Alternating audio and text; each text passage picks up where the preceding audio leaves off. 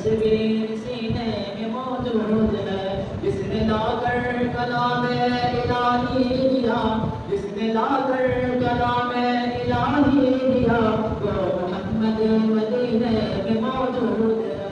لیکن نبی صلی اللہ علیہ وسلم کے بعد ہم اپنی منزل کی طرف اپنا قدم بڑھاتے ہیں۔ سب سے پہلے ہم حکم حضرات جناب مولانا دانش اکرم ندوی دامت برکاتہ اور مفتی فصل صاحب قاسمی دعوت برکاتہ ملالیہ سے مقدمہ گزارش کرتا ہوں کہ وہ اپنی نشست پورا ہوا، اسلام پھیلا اور پھیلتا گیا۔ مسلمانوں نے دنیا کے جن علاقوں کو بھی فتح کیا تو وہاں کے لوگ مسلمانوں کے اخلاق و کردار سے متاثر ہو کر اسلام میں داخل ہو گئے۔ عدل و انصاف، اخت و مساوات کی وجہ سے اسلام قبول کیا۔ مال و دولت حاصل کرنا منع نہیں ہے، آپ جتنا آپ خوب کمائیے، خوب بینک بیلنس بنائیے، اچھا کھائیے، اچھا پہنیے، لیکن اس کو حلال طریقے سے کمائیے اور حلال کام میں خرچ کیجیے۔ اللہ کی دی ہوئی نعمت کو اللہ کی راہ میں خرچ کیجیے، خود بھی فائدہ اٹھائیے اور دوسروں کو بھی فائدہ پہنچائیے، تب جا کر اس مال میں لطف آئے گا۔ مسلمانوں کو طرح طرح کی اذیتیں اور تکلیفیں پہنچائی جا رہی ہیں۔ مسلمانوں کے قلوب سے اسلام کی محبت کو ختم کرنے کی نہایت ہی گھناؤنی اور ناپاک سازشیں ہو رہی ہے۔ اس میں شک و شبہ نہیں کہ دنیا میں حق و باطل کا تصادم روز ازلی سے جاری ہے۔ ظالم و جابر، طاقتور اور کمزور و مظلوم کی کہانیاں بہت قدیم ہے۔ خرمن انسانیت پر کئی بار بھی دنیا گری ہے۔ باغ آدم میں کئی آندیاں آئی ہے۔ وحشت و بربریت نے بارہ انسانیت کا منہ اچھا ہے اور حیوانات کا ننگا کی صورت میں اسلامی تعلیمات کی نشر و اشاعت، قرآنی دستور کی بالادستی اور مسلمانوں کی ترقی و کامیابی کو برداشت نہیں کر سکتے۔ اسلامی شعائر، دینی آثار اور قرآنی علامات، ملی تشخص اور قومی نشاطات کو ختم کرنے کی بھرپور کوشش کریں گے۔ ان کی تمام تر طاقتیں اسلام کو نیست و نابود کرنے میں صرف ہیں۔ انبیاء علیہ السلام کو دنیا میں مبعوث فرمایا، تمام کی دعوت توحید کی دعوت تھی، تمام کا مشن توحید کا مشن تھا، تمام کا درس قولوا لا الہ الا اللہ وتفلحوا کا تھا۔ حضرت محمد علیہ السلام نے اسی مشن کو اختیار کیا۔ حضرت نوح علیہ السلام نے قوم اعبدوا اللہ ما لکم من الہ غیرہ کا پکارا، جس کا پڑھنا دلوں کو لبریز کرتا ہے۔ جو قرآن کریم پڑھتا ہے اللہ تعالیٰ اس کے گناہوں کو معاف کر دیتے ہیں۔ جو قرآن کو یاد کرے اسے حافظ قرآن کہتے ہیں، جو قرآن کو پڑھائے اسے استاذ کہتے ہیں، جو قرآن کی تفسیر کرے اسے مفسر کہتے ہیں، جو قرآن پر عمل کرے اسے ولی کہتے ہیں۔ اللہ کے نبی صلی اللہ علیہ وسلم نے ارشاد فرمایا، خیرکم من تعلم القرآن وعلمہ، کہ تم میں سے بہترین شخص وہ ہے جو قرآن کو سیکھے اور سکھائے۔ قرآن میں کیا ہے؟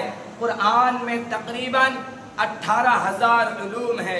سائنس قرآن میں ہے، وَأَنزَلْنَا الْحَدِيدَ فِيهِ بَأْسٌ شَدِيدٌ، یہ سائنس ہے۔ جغرافیہ قرآن میں ہے، قُلْ سِیرُوا فِی الْأَرْضِ، یہ جغرافیہ ہے۔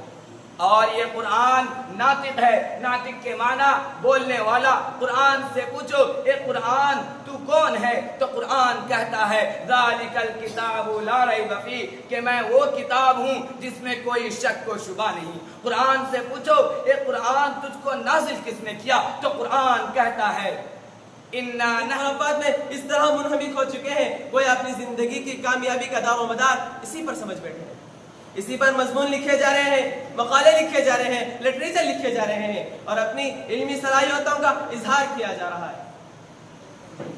گلشن معارف کے عندلیبوں صرف ذہنی طور پر کمزور کر دینا ہی نہیں بلکہ جسمانی طاقت و قوت سے محروم کر دینا ان کا عین مقصد ہے، اس لیے کہ قوم کی طاقت جوانوں سے ہوتی ہے، جس قوم میں جوان نہ ہو وہ قوم مردہ ہے۔ لہٰذا جوانوں سے جوانی چھین لی جائے تاکہ ان کے اندر اگر آفاقی سوچ پیدا ہو بھی جائے، عقابی رو بیدار ہو بھی جائے، تب بھی فارم کی مرغیوں کی طرح چیخنے چلانے کے سوا کسی چیز پر قدرت نہ ہو، چیلنجوں کا سامنا کرنے کی ہمت نہ ہو اور ہم جب چاہے جسے چاہے لقمہ تر بناتے جائیں، کوئی سر نہ ابھار سکے، کوئی جرأت نہ کر سکے۔ اسی کے لیے انہوں نے یہ ترکیب کی کہ ایک ویب سائٹ بنا دی جائے اور اس پہ ننگی عورتوں کی تصویریں ڈال دی جائے، فحاشی اور یعنی کو فروغ کر دینے والا مناظر اور پوسٹر ڈال دیے جائے اور مرد و زن کے جنسی تعلقات کی ویڈیوز ڈال دیے جائے، اور یہ تمام چیزیں کم سن بچوں اور بچیوں کو، ہماری نئی نسلوں کو بآسانی فراہم کی جائے، ان کے حصول کے لیے دقت و پریشانی کا سامنا نہ کرنا پڑے۔ اور پورے معاشرے کو کلچر اور ثقافت کے نام پر اتنی بے حیائی اور بے شرمی پر آمادہ کیا جائے کہ نہ بھائی بہن میں کوئی حیا باقی رہے اور نہ ماں بیٹے میں کوئی حیا باقی رہے، کتوں اور سوروں میں تبدیل ہو جائے۔ لہٰذا اس کا نتیجہ یہ ہو رہا ہے کہ جوان عین جوانی میں بڑھاپے کا مزہ چکھ رہا ہے، جوانوں کے اندر جوانی کی طاقت، جوانی کی قوت، جوانی کی دلیری اور شجاعت باقی نہیں ہے۔ ملت اسلامیہ کے غیر نوجوانوں، ذرا نگاہیں اٹھا کر تو دیکھو، اسی حقیقت پر پورا معاشرہ تمہیں نظر آئے گا۔ بہت سے جوان اسی میں اپنی جوانی برباد کرتے نظر آئیں گے۔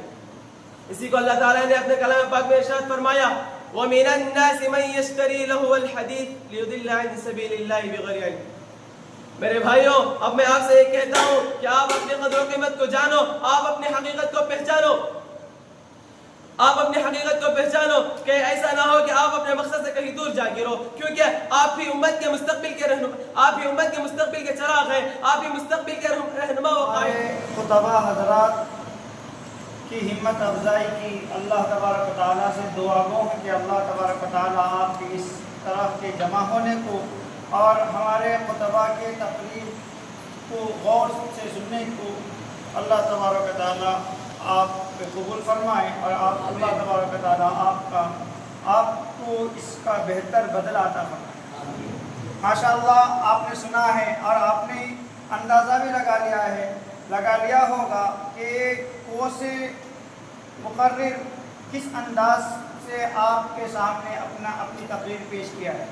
آپ نے اندازہ بھی لگا لیا ہوگا اور آپ نے اپنے ذہن میں ان کے لیے ایک نمبر بھی طے کیا ہوگا کہ فلاں یہ نمبر آئے گا، فلاں یہ نمبر آئے گا، فلاں 3rd نمبر آئے گا، فلاں 4th نمبر آئے گا، آپ کو معلوم ہو گیا ہوگا۔ بس ہمارے جو حکم صاحبان تھے انہوں نے اپنے رائے کے مطابق انہوں نے فیصلہ کیا ہے، تو فیصلہ میں آپ کے سامنے سناتا ہوں۔ جو ہمارے سامنے جو لسٹ تقریری شمار کے اعتبار سے جو لسٹ دیا گیا تھا، اسی کے لسٹ کے مطابق اللہ تعالیٰ تبارک و تعالیٰ نے فیصلہ فرمایا۔ اللہ تبارک و تعالیٰ کا فیصلہ بھی ہمارے فیصلے کے مطابق ہو گیا۔